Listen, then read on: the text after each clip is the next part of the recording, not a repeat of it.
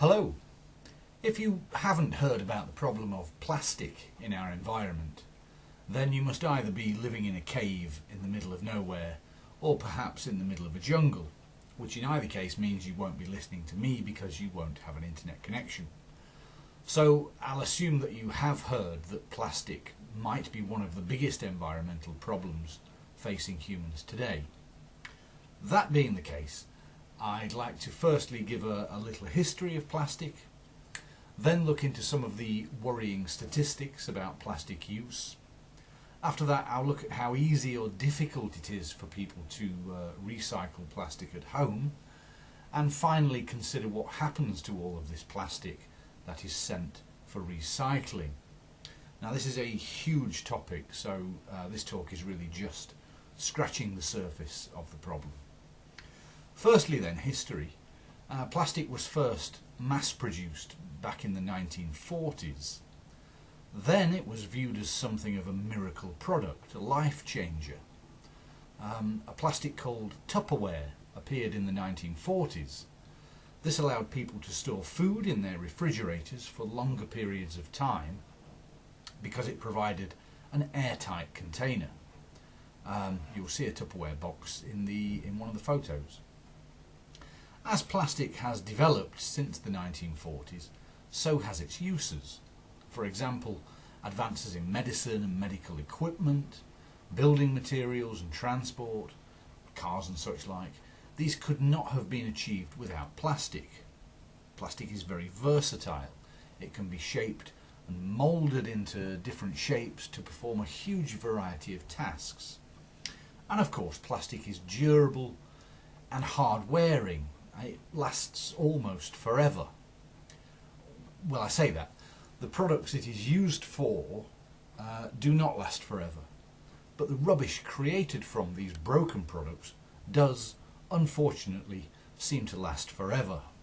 400 years in some cases, and it can be estimated to last 1,000 years. A couple of examples of that. The new football goal in my garden was bought to replace another goal which broke because of the kids kicking the football at it.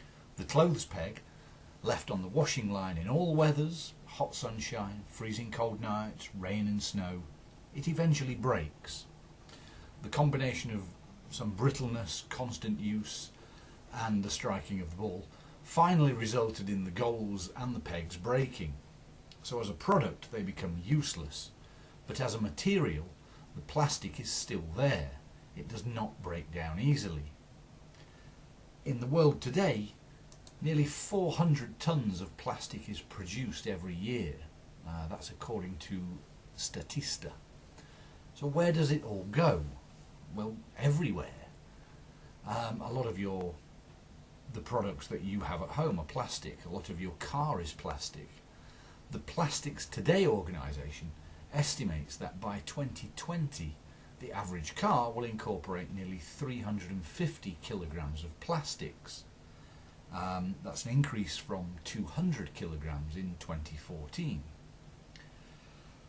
The reason for the more extensive use of plastic in cars is that it is lighter than other materials, thus it saves weight, which means that cars should be more economical to drive. They'll use less fuel. Now, in the case of cars and other forms of transport, the plastic has a life which is as long as the car's life, perhaps up to 15 years or maybe even 20. But on average, about 8 years, according to an independent organisation called Consumer Reports. 8 years is quite a long time, but when finally the car is sent to the local scrapyard, there's still over 250 kilograms of plastic, which is then waste, and that will rise to 350 kilograms by 2020. However, products like cars, clothes pegs, clothes hangers, football goals are perhaps not the real problem with plastic.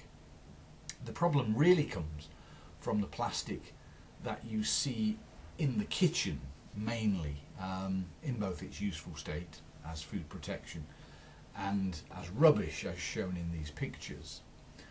The fresh produce in our fridge is all packed in single-use plastic. As soon as the food is used, the plastic goes in the rubbish.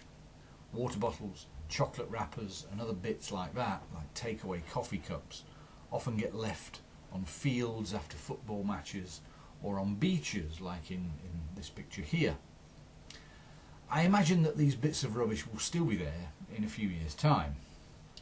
Shockingly, about half of all the plastic products produced are single-use items. So, for example, coffee cups, drinking straws, plastic bags, plastic knives and forks, the packaging around the food. All those things that most people don't even think about because they're so small and insignificant. They all end up in the rubbish, which often ends up in landfill sites where it will remain for a very long time.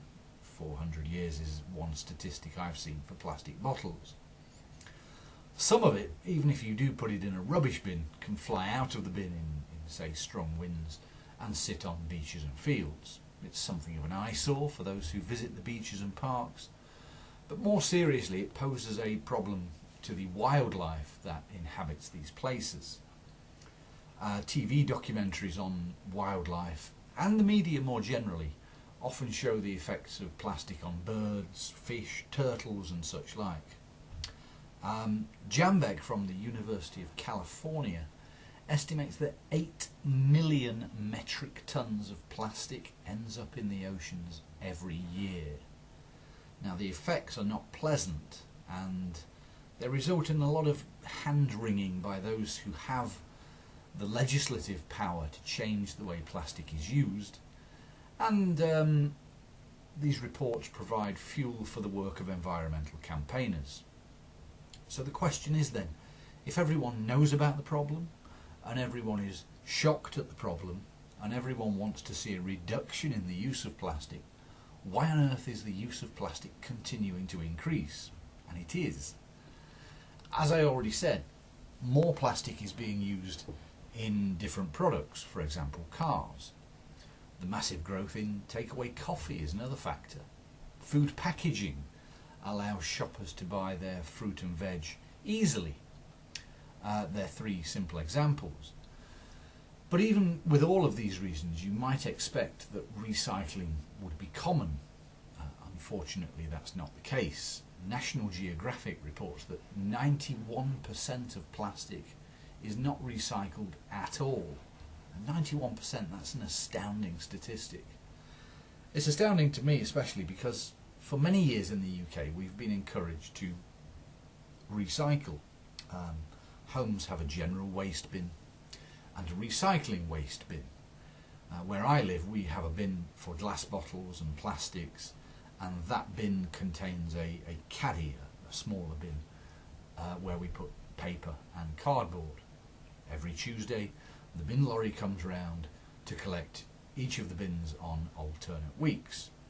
However, I have noticed that while my family's black bin, the non-recyclable waste, is very rarely full, and our recycling bin is always full, the bins of the people in our neighbourhood are pretty much the opposite. The black bins for non-recyclables are full to overflowing, and the recycling bin is sometimes not even left out for the bin men to collect, presumably because there's very little in it, or maybe they don't just drink quite as much wine as we do. So despite the recycling that many people do, it has been reported that recycling rates are currently at around 44% for the UK as a whole. It's not bad, but it could be better. Around 2% of that recycling waste is not actually recycled because it is contaminated. A simple example of this, cardboard pizza boxes. They can't be recycled because they are too greasy or they still have food attached to them. Another issue which keeps recycling rates at this 44% level, I think, is that people do not know what is recyclable, particularly when it comes to plastics. You may have noticed that plastic food containers have a small triangle with a number inside it, which indicates how recyclable the plastic is. And I think this can cause confusion among households. My own council has quite clear guidelines on its website. The website advises residents to not bother looking at the triangle with the number in it, and says that it will take all plastics except for plastic bags and carrier bags, cling film, plastic film, black plastics and polystyrene. So everything you might find in the kitchen except for those few items there. So overall, I think in the UK we're not bad at recycling, could be better, particularly some of the lazier people around where I live. So let's finally consider what happens to all of this plastic that is put out by families to be recycled. Well, up until last year, much of it was sent to China or Hong Kong to be recycled there.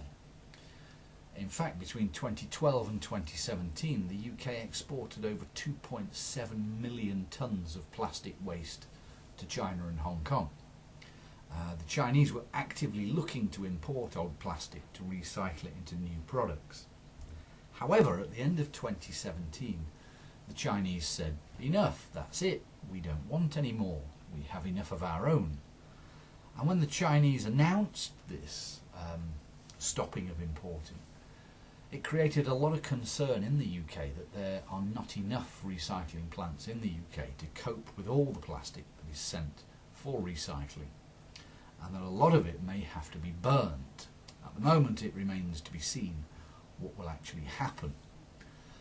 On a positive note to end though, there have been announcements from some supermarkets that they will phase out the use of some non-recyclable plastics, and in some cases even all plastic packaging. Coffee shops similarly are working on more recyclable cups. So I suppose better late than never, as they say. Thank you.